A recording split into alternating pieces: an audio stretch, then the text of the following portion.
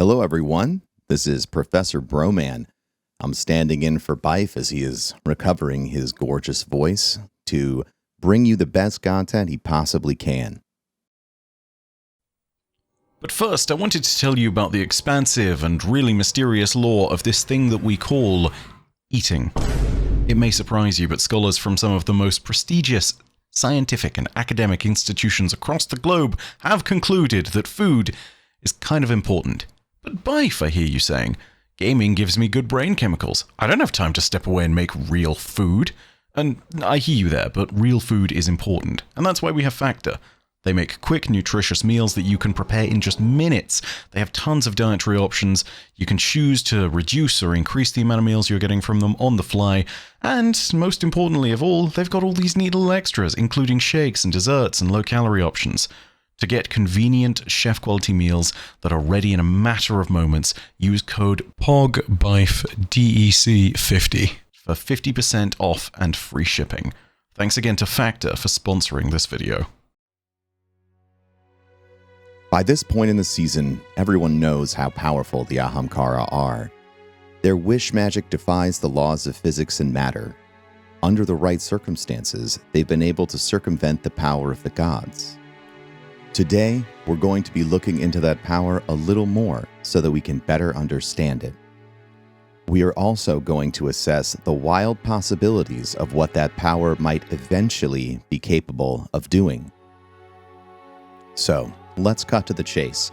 Ahamkara, like Guardians, and the Witness, and some others in the universe of Destiny, are capable of just breaking the laws of reality.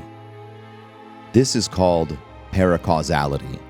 The Guardians do this with the light and darkness, but Wish Dragons do this with wish magic. It's not hard to explain what the process is for this. An Ahamkara grants someone's wish, and that wish is then almost always twisted into something different from the wisher's actual desire. Understanding that simple premise, the question is then a matter of why? Why do the Ahamkara do this? By extension, the question is also, what do the Ahamkara gain from doing this? The answer to both these questions can be found in the lore of this season. Yet again, the Queen's Foil Sensor artifact has the answers in detail. Here's an excerpt from it that answers those questions. This report is assembled from the collected journals and accounts of Lightbearer participants of the Great Hunt, in which the Ahamkara were purged from soul. Wishes, a verbally expressed desire within audible range of any Ahamkara. This wish is granted through invocation of something known as the Anthem Anthame, which appears to be a manner of subjecting reality to one's will, similar to a Lightbearer's ability to affect paracausality. However, little is known about how this process unfolds in practice. Henceforth, the wisher enters a binding contract with the Ahamkara, though many Ahamkara will purposefully manipulate or misinterpret the parameters of this contract to draw greater nourishment from it, often causing calamity to the wisher. Lightbearers are expected to refrain from expressing wants or desires in the presence of Ahamkara. Verified. Ahamkara bones somehow retain intelligence, sentience, and a manner of speech yet to be defined post-mortem. It is surmised that an Ahamkara's corporeal body is not its true form, but a representation. Ahamkara feed by granting wishes. These beings possess an innate ability to alter reality and consume the quantum chaos that results from such an act. This is theorized to allow them to, quote, transcend reality, unquote. Above information regarding altering reality supported by data confirming species-wide capability to shift form into a wide variety of living and inanimate structures. So, we have some answers there. The reason why the Ahamkara do this is because it's how they feed, but the nuance of what they feed on is what's interesting. It's explained in that line where the archive report states that the Ahamkara, quote, consume the quantum chaos that results from such an act, unquote. This is a lot of technobabble, but it actually has a meaning. Boiling it down, this means that the Ahamkara feast on the potential of what could have been. An example might help. Say you wish to be rich, and an Ahamkara granted your wish by suffocating you in a mountain of gold coins. Obviously, you actually desired to have several zeros added to the end of your bank account balance, but you ended up crushed beneath your newly found wealth instead. The difference between those two possibilities and the potential realities that might have occurred are the so-called quantum chaos that the Ahamkara are feeding on. As it is sometimes put in the lore, the Ahamkara feed on the space between reality as desired and reality as it is. Ahamkara must feast upon this quantum chaos to grow in power. But as one can imagine, this is an immense source of power all in itself. This is perhaps why beings such as the Nine consulted the Ahamkara in their attempts to make them more real. For those that don't know, the Dust lore book seems to make the implication that the Ahamkara at one point made a deal with the Nine in order to do just this. This is what led the Ahamkara converging on Venus and blasting it with their power.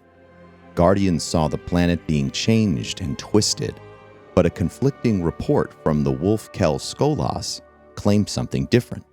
Skolas claims that Venus was where the Nine's shape was being created, and where their flesh was being transfigured into reality. So the Ahamkara have the ability to elevate dark matter into matter and to change the fundamental makeup of the universe on a whim.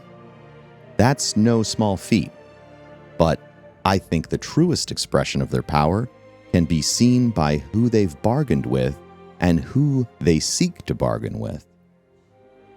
We've just talked about how the Nine, who are beings of sentient dark matter spread across Sol, have made deals with the Ahamkara. Previously, we also talked about how they bargained with gods. This includes the likes of Oryx the Taken King and Savathun, the Witch Queen. There is, however, one last group that the Ahamkara have on at least one occasion reached out to. You. Yes, you, the one sitting and listening to this video. I'm talking about you, Greg, Sean, Bethany, Erica. Yes, specifically you. Okay, not just you, but the Ahamkara are breaking the fourth wall. Let's explain that a little. We can tell this because in the lore, there's an exotic that specifically addresses you, the player, not your guardian. Take a listen to the skull of dire Ahamkara. O bearer mine. What kind of talking skull would address its host that way? A stiff, stuck-up old fossil? Not me. Ahamkara, the illusion that one's ego depends on an object, or an idea, or a body. Some people say you should have no Ahamkara. Some people say you need to have the right Ahamkara. All I know is that you are not an illusion. Understand? This world around you, the people you meet, they're a little thin, right? Cardboard and drywall, cheap theater. Come on, try it out. Say, I am more real than this. Feels good, doesn't it? I am the only person here. Isn't it like their insults and their bullets just went a little soft? I came to find you, only you, because you're special. And you're from somewhere real.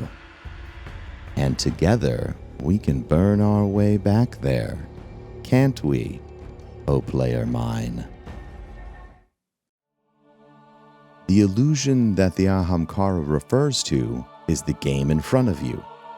The thin people you meet are the characters in-game, rendered thinner than a pixel on your monitor. The Ahamkara in question is not only aware of who you are as the player, but also of the fact that you are more real than it is. More importantly, the Ahamkara in this lore tab is seemingly trying to escape. Together we can burn our way back there is a direct appeal for the player to release the Ahamkara from their reality into our own. Needless to say, this is all fiction, but embracing the fourth wall break here is nothing new to Destiny. In fact, there is one being who might have already accomplished this, Savathun. In her study of the many artifacts of the Dreaming City, Savathun's agents were able to learn about the different levels of reality. Essentially, there are differing layers of reality, each more real than the one beneath it. Destiny, the game, is a layer of reality that is lower than us, the players in the real world. If you've ever seen Inception, it's a pretty apt way to imagine it, with the exception that each layer is completely consistent in its own right. No layer is a dream to itself, but to those in a parent reality one layer above, it might as well be fiction. One of Savathun's great gambits was an attempt to become part of our reality by being more real and more involved in this reality. By spreading whispers of her ideas and by invoking her power within our minds, she intended to escape her own reality and ascend into ours. The theory is that by doing this, Savathun would exist as an informational, viral pathogen, an idea that persists by the mere mention of its name, a cultural holdover that persists through our own imaginations. Regardless of whether or not the Witch Queen was successful, you have to admire the respect of that level of planning. The Ahamkara are apparently aware of this reality as well, and that at least one of them has been desperately feeding on the quantum chaos of its reality so it might burrow through to our own.